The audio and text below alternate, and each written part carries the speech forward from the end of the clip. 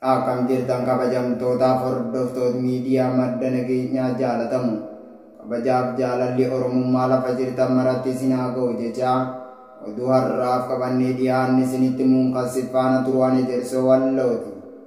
Oduu keenya jalqabaatiin kaaba Oromiyaa godina Walloo keessatti hidhamtoonni Oromoo Walloo mana hidhaa keessatti dararaan suukanneessan irratti kan raawwatamaa jiru yoo ta'u, hidhaa keessatti dhukkubsachuudhaan yaala dhabanii rakkoo hamaa keessa jiraachuu ergaa dabarfataa jiru. Guutuun gabaasa kanaa akka itti aanutti isiniif dhiyaatu. Hidhamtoonni Oromoo Walloo dararaan nutti hammaachaa jira sagalee nuuf ta'a jechuun ergaa dabarfataa jiru. Kaaba Oromiyaa godina Walloo keessatti hidhamtoonni mana hidhaa bulchiinsa magaalaa Kamisee keessatti hidhamanii jiran dararaan nutti hammaatee jira.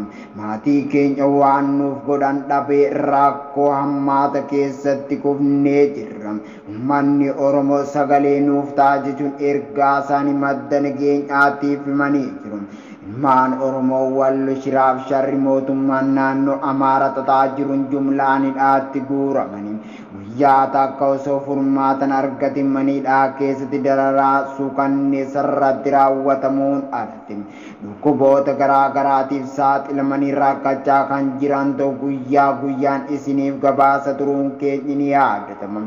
Hidhattoonni Amaaraa kan mootummaa naannoo Amaaraatiin leenjiin kennameefi qotee bulaa Oromoo Walloo irratti qubsiifamanii uummata nagaummaatuu keessa hin jirre kan jiruuf jireenya isaa geggeeffachuu malee siyaasa kamii fi dhaaba kamuu keessa hin jirre irratti dhukaasa irra deddeebiin bananii lubbuun qotee bulaa Oromoo Walloo akka baalaatti harcaasa kan turan har'as dhaloota qubee waa takka keessa hin jirre hidhaatti jumlaan guuranii mana hidhaa keessatti guutanii manguddoo biyyaa uummataaf dubbatuufi artistii akkasumas sheeka amantii musliimaa dabalatee badii takka malee oromummaa isaanii qofaaf hidhaa keessatti waggaa tokko oli keessummeessanii yookaan lakkoofsisa rakkoo hammaata keessatti kufanii kan jiran maatiin hidhamtoota dubbataa jiru. Waggoottan afran kana keessa Oromoo Walloo waan bineensi mukaa ta'e hin beekne kan ta'e yoo ta'u, ilmaan Oromoo Walloo jumlaan lafa abbaa isaanii irratti kumaatamaan lakkaa'aman rashanamanii kaanis biyyaan baatti baqachuun dirqamaniiru. Haa ta'u malee kanneen yeroo ammaa kana qeef qabeenyi isaanii irraa hafanis mirga jiraachuu dhabanii dararamaa jiru. Gochi hidhamtoota Oromoo Walloo irratti raawwatamaa jiru gochi diinummaatiin rajabummaatiin kan guutame ta'uu hidhamtoonnii fi maatiin hidhamtoota dubbataa jiru. Akka hidhamtoonni mana hidhaa bulchiinsa magaalaa Kamisee keessatti hidhamanii jiran ergaa dabarfataa jiran jedhanitti nuti ilmaan Oromoo Walloo nama osoo uummanni Amaaraa rasaasa nurratti roobsu nagaa barbaanna jedhuudha. Hidhaa osoo hin taane kabajatu nuuf mala ture. Osoo gochi fokkisaan nurratti raawwatamaa jiru abbaan keenya, artistiin keenya, barsiisaan amantaa musliimaatii fi barsiisaan dhaloota qube namoonni hawaasa Walloo fuula duraa dhabamuun hin malle mana hidhaa keessatti daraasuu kanneessan nurratti raawwatamaa jira. Irraan kan kee dhukkuboota gosa garaagaraatiif saaxilamne yaala dhabnee jirra. Namni mana hidhaa kana keessatti du'aaf jireenya gidduutti argamu hedduudha. Akkuma Muhammad Awwal yaala dhabee asumatti du'e nutis carraa sanatti nu eeggataa jira jechuun bifa gaddaatiin madda nageenyaatti himanii jiru. Nuti ilmaan Oromoo haqa dhabuun ukkaanfamnee rakkataa jirra. Sagaleen keenya ukkaanfameeti dhibee hedduuf saaxilamne. Oromummaa keenya qofaaf yakkamtoota ta'anii badii takka malee Oromummaa Waaqni nuuf kennin akka ilmoo bineensaatti uleen tumamaa jirra jechuun ergaa isaanii kan dabarfatan yoo ta'u, yeroo dabree obboleeyyan keenya waliin hidhamne hedduun isaanii mana hidhaa kana keessa baafamu. Rasaasan akka ilmoo bineensaatti mataa keessa rukutaman jechuun kan darbes nu yaadachiisan. qotee bulaan Oromoo Walloo jumlaan hidhaatti ukkaanfamanii jiran akka tilmaamaatti yoo xiqqaate nama 500 hanga 600 ni ta'a. Kunneen hundi warra murtii tokko malee ukkaanfamanii jiran jechuun dubbatu. Fakkeenyaaf namoonni guyyaan isaanii itti qabamanii ammallee haqa dhabuun halkaniif guyyaa gadi baafamanii uleen tumamaa jiran. Guyyaa itti qabamanii fi gandi isaanii waliin kanneen armaan gadii kana jechuun qaama hidhamtoota tarreessanii. Ana baate irraa Sayyid Muhammad Ahmad Saal malee ganda duwwaa sadiidha. Gaafa 9/9/2014 akka lakkoofsa Habashaatti qabame. 2 Abduu Ali Ahmad Saal maleedha.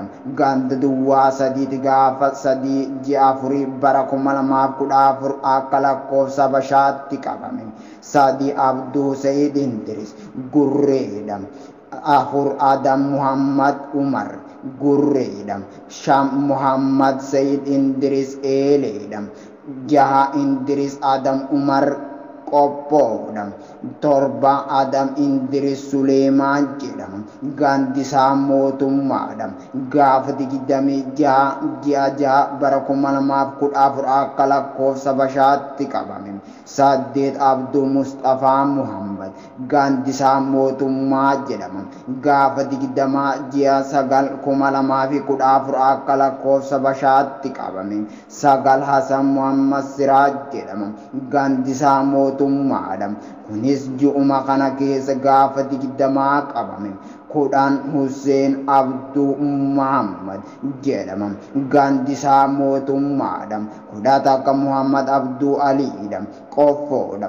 Gandi isaa duwwaa 18 gaafa 22/9/2014 akka lakkoofsa Habashaatti qabame. 12 Kadir Muhammad Qophoodha. 13 Mustafaa Abduu Gurreedha. 14 Muhammad Indiris Abduu Gurreedha. 15 Yaasin Adam Gurreedha. 16 Indiris Sayyid Muusaa Qophoodha. 17 Abduu Muhammad Adam Baateedha. 18 Ali Mustafaa Waayyuudha. 19 Sayyid Yusuf Muhammad Waayyuudha. 20 Indiris Sayyid Yaasin Waayyuudha. 20 takka artisti Saadawwal Abdalle Baateedha. 20 Muhammad Saani Adam Baateedha. 23 Hussein Arabu Haajidi Baateedha. 24 Abduu Adam Indiris jedhama Baateedha. Gana kayyoo siniif ibsinu gama kaaniin ammoo gara aana dawaa cafa yookaan aana jiilli dhummuugaatti isin dabarsina. Ahmad Adam Aliyyi jedhama. Sanbateedha. Muhammad jedhama. Roqaadha. Abdallaziz Indiris Sanbateedha. Muhammad Sammuusa Sanbateedha. Umar Gabrisoo Tufaa Sanbateedha. Umar Muhammad San Garbiidha. Muhammad Abdallah Sheikh Umar Goodaadha. Adam Muhammad Ali Sanbateedha. Aliyyi Sheikh Umar Sanbateedha. Aadde Halkoo Muhee Qaadii jedhamti. Dhalattu aana jiille dhummuuga magaala Sanbateeti. Ali Hussein Sayyoo jedhama. Sanbateedha.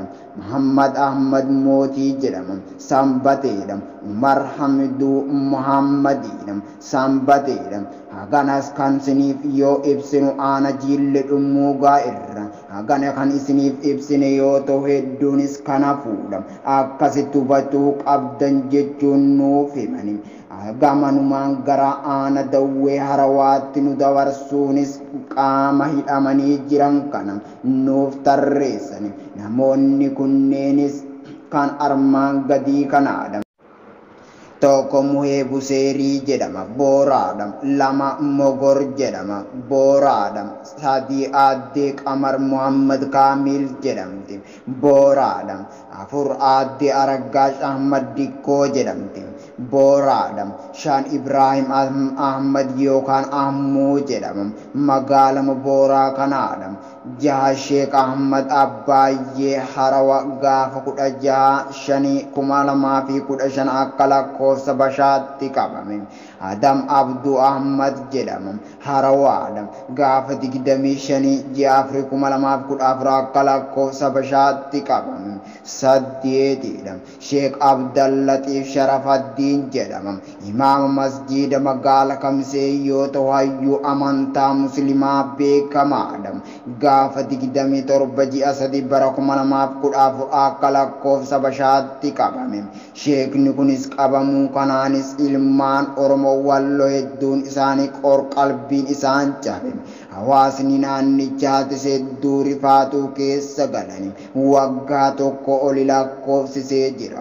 Furmaanni isaa dhabamuun mana hidhaa keessa dararaaksuu kanneessa keessummeessaa jira jechuunis simani. Sagal Muhammad Nuur Abduu jedhama Migiraadha gaafa 27/3/2014 akka lakkoofsa Bashaatti qabame.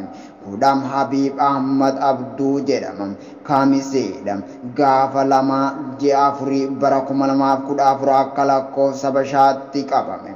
Namoonni mana hidhaa bulchiinsa magaala Kamisee kana keessatti hidhamuun dararaasuu kanneessan irratti raawwatamuun alatti dhukkuboota gosa garaagaraatiif saaxilamanii jiran kana qofaa osoo hin taane aanaalee 7 irraa namoonni hedduun hidhamuun dararamaa jiru. Garuu namoota shaaga 60 kan maqaan nuuf kenname barreessine peejii madda nageenya jalatti isiniif keenyee jirra achirraa ilaaluu dandeessu. Kanneen armaan olii kana yoo ta'an kun hundi badii qabaatanii osoo hin taane oromummaa isaanii qofaaf warra dararamaa jiruudha jechuun dubbatu. Maddi keenya madda nageenyaa dubbise.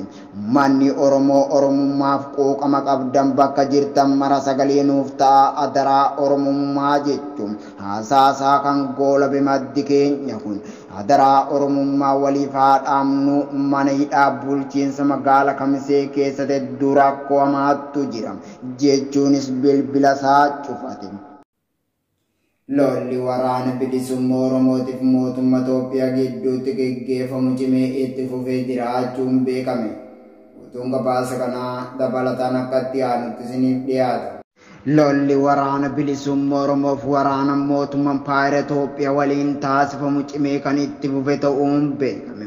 Oromiyaa lixaa kan taate Shaggar lixaa keessatti waraanni bilisummaa Oromoo waboon waraana PP haleelaa kan oole ta'uu maddi nageenya odeeffatee jira. Lolli waraana bilisummaa Oromoo waboof waraana faashistii Abiy Ahmad waliin geggeeffamu yeroo irraa gara yerootti kan hammaachaa dhufe yoo ta'u waraana shiftaa Abiy Ahmad waraana bilisummaa Oromoo dura dhaabbachuu dadhabani. Uummata Oromoo maatuu keessa hin jirre shalee waliin hidhata qabduuf ilmaan keessantu bosona jira jechuun guyyaa guyyaan ajjeesaa kan jiran yoo ta'u mootichi waraana bilisummaa Oromoo waboonis gumaa uummata isaa baasuuf jecha kufee kuffisaa jira. Oromiyaan ilmaan Oromoo waraanni bilisummaa Oromoo magaalota hedduu fi aanaalee garaagaraa to'annoo isaa jala oolchu kan beeksisee jiru yoo ta'u lafa ergamtoonni mootummaa bilxiginnaa uummata miidhaa jirtu hunda barbaaduun bakka sana hunda dhaqee gumaa uummatichaa baasaa akka jiru miseensi waraana bilisummaa Oromoo tokko nuuf ibsee jira. Ergamtoonni bilxiginnaa fi mootummaan PP qurxummicha balleessuuf galaana balleessuutu furmaata jechuun kan dubbataa turan yoo ta'u waraana bilisummaa Oromoo balleessuu dadhaban uummata nagaa maatuu hin keessa hin jirre irratti duguugga sanyii kan raawwataa jiran ta'uu oduu guyyaa guyyaan dhaga'amuudha. Nutis jala buune isiniif gabaasa turuun keenya ni yaadatama. Waggootan sadan kana waraanni bilisummaa Oromoo aanatu balleessa narratti dhiisa jechuun kan dhaadannoo dhageessisaa turte. Bututtuun sirna bilxiginnaa balleessu miti waraanichi guyyaa guyyaan leenjifamu eebbifamaa kan jiru ta'uun beekamaadha. Guyyaa har'aa jajjabeen uummata Oromoo kan sabni Oromoo ittiin dhaadatu. Waraanni bilisummaa Oromoo waboon lixa Shaggar keessa socho'u magaalotaa fi aanaalee hedduu to'annoo isaa jala galchee jiraachuun dhaga'ame. Magaalaan xixiqqoon gootichi saba Oromoo jala galan kunneenis kan armaan gadii kanaadha. Tokko Najjoo Jibaat Dannoo fi Ijaajjii dabalatee hedduun to'annoo waraana bilisummaa Oromoo jala galuun isaanii himamaa jira. Magaalota kanneen keessatti marsuun waraanni bilisummaa Oromoo waboo waraana PPL'n meeshaalee gosa garaagaraa kanneen akka qawwee EKM rasaasa kilaashii sinaayiperaa fi diishqaa fi kan kana fakkaatan irraa hiikuun galii mooraa qabsoo bilisummaa Oromootiif oolchuu ajajaa waraana bilisummaa Oromoo zoonichaa beeksisee jira. Haaluma kanaan lola waraana bilisummaa Oromoo waboo fi waraana murna bilxiginnaatiin hoogganamtu waliin geggeeffamaa jiru. Godina Wallagga Lixaa keessatti tiksitoonni sirna bilxiginnaa aangoo irratti tiksuuf jecha bobbaate. Haateetti hidhuu waraanni bilisummaa Oromoo hedduu ishee du'aaf madoo yoo adabu meeshaalee gurguddaa gosa garaagaraa irraa hiikee jiraachuuf hedduu harkaan booji'ee jiraachuunis dubbatamaa jira. Kanuma wal qabate aanaalee hedduu Wallagga Lixaa keessatti argamu harka waraana bilisummaa Oromoo jala jiraatu. Jiraattonni onicharra deebiin dubbataa jiru. Aanaaleen Wallagga Lixaa harka waraana bilisummaa Oromoo galanii jiran kunneenis kanneen armaan gadii kana akka qulqulleeffanneef hawaasni dubbataa jirutti. Kunneenis tokko Beegeedha, Qondaalaa, Mana Sibuu, Lataa Sibuu, Qilxuu Kaarraa, Jaarsoo, Baabboo, Gambeellee, Gammoojjii Birmaajii, Haaruu Hoomaa ta'uun himamee jira. Mootummaan piipi kufaatii irra jiru waraana bilisummaa Oromoo dhadhabuun uummata Oromoo lafarraa duguugaa kan jiru. Ta'us lafti Oromiyaan qabdu harka waraana bilisummaa Oromoo jala garaachuun beekamee jira. Egaa kabajamtootaaf hordoftoota miidiyaa madda nageenyaa oduu narraaf qabannee dhiyaanne kana gammaa daawwattaniidha. Qophiilee madda nageenyaa fan daawwachuu barbaadan Tiwiitara keenyaa fi yuutuubii keenya jala dhaqaasinii jecha bu'aan waliin turtaniif galatooma.